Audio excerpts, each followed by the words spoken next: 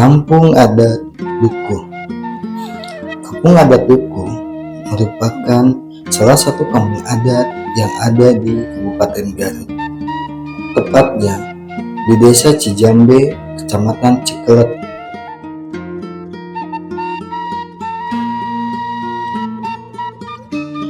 Kampung Adat Duku ini didirikan oleh seorang ulama yang bernama Syekh Abdul Jalil.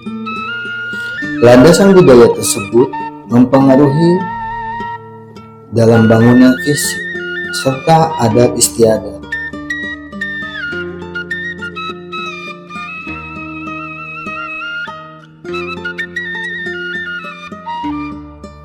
Syekh Abdul Jalil adalah seorang ulama yang diminta oleh Bupati Sumedang untuk menjadi penghulu atau kepala agama di Kesultanan Sumedang pada abad ke-17, di mana pada waktu itu Bupati Sumedang adalah Rangga Gempol II, dan penunjukan Syekh Abdul Jalil tersebut atas saran dari Raja Mataram.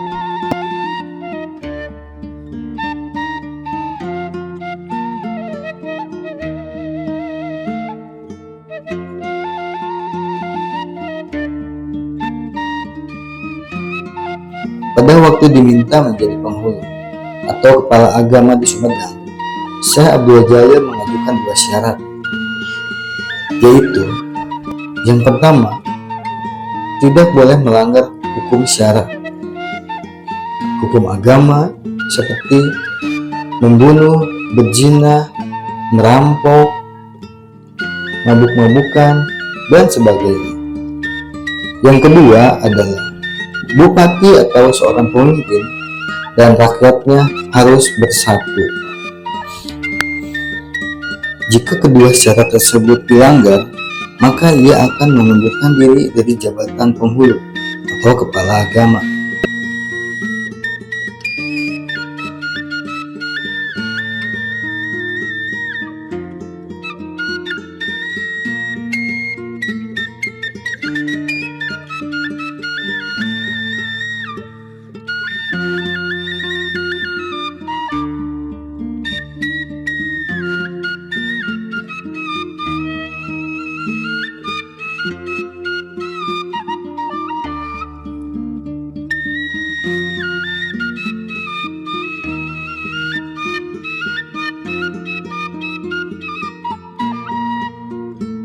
Dua belas tahun kemudian terjadilah pembunuhan utusan dari Kerajaan Banten.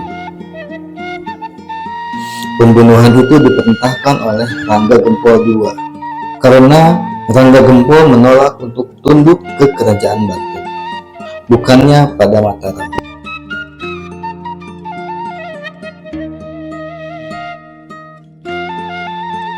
Pada saat peristiwa itu terjadi, Syekh Abdul Jalil sedang berada di Mekah. Ia mendengar berita itu melalui wakilnya. Ia merasa sedih karena telah terjadi pelanggaran terhadap hukum syara.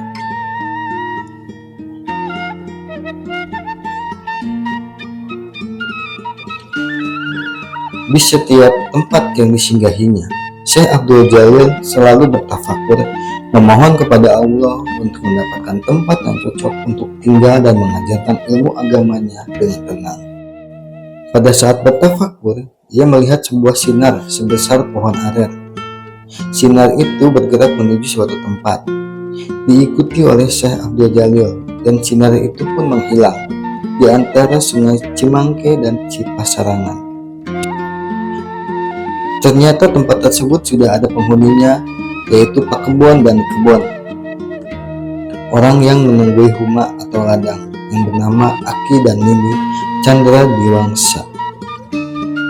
Setelah kedatangan Syekh Abdul Jalil, tempat tersebut diserahkan kepadanya oleh Aki dan Nini Chandra, dan mereka pun pulang ke rumahnya. Sepeninggal Aki dan Nini Chandra, Syekh Abdul Jalil menetap di daerah tersebut dan menyebarkan pengetahuan agama yang ia miliki, sehingga terbentuklah Kampung Adat Duku dan masih tetap berdiri sampai saat ini.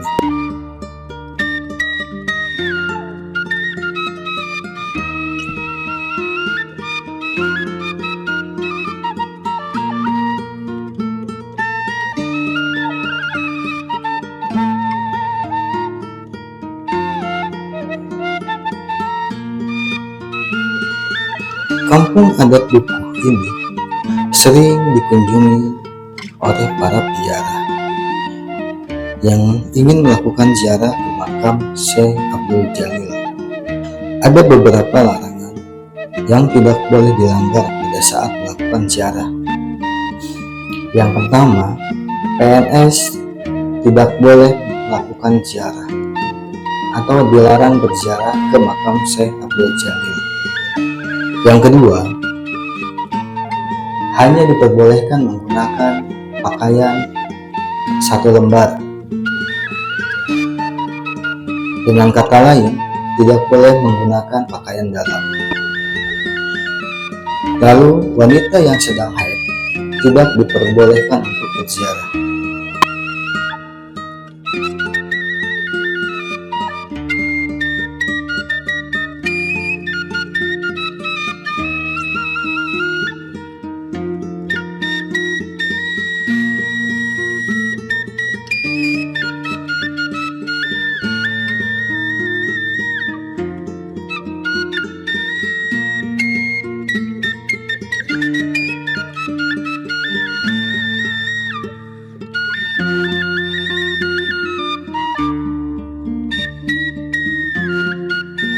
Dari kampung adat Dukuh ini, kita belajar tentang kesederhanaan dalam kehidupan.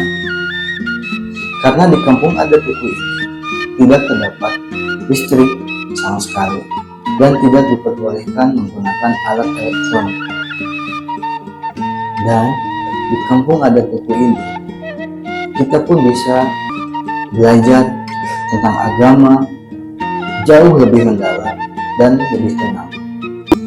Ada beberapa hal yang harus kita perhatikan pada saat mengunjungi kampung adat Dukuh ini, yaitu laki-laki dan perempuan yang bukan mahramnya tidak boleh berdekatan, tidak boleh berbicara ketika makan, tidak boleh menundukkan kaki ke arah utara, yaitu ke arah makam Syekh Abdul Jalil. Semoga kita dapat melaksanakan kehidupan ini dengan tenang dan damai, seperti yang terjadi di kampung adat Dukuh ini. Kehidupan yang penuh dengan kedamaian dan penuh dengan kesederhanaan. Terima kasih kampung adat Dukuh Kabupaten Garut karena sudah memberikan pelajaran yang sangat berharga, khususnya untuk saya pribadi. Umumnya untuk rekan-rekan yang menonton video ini,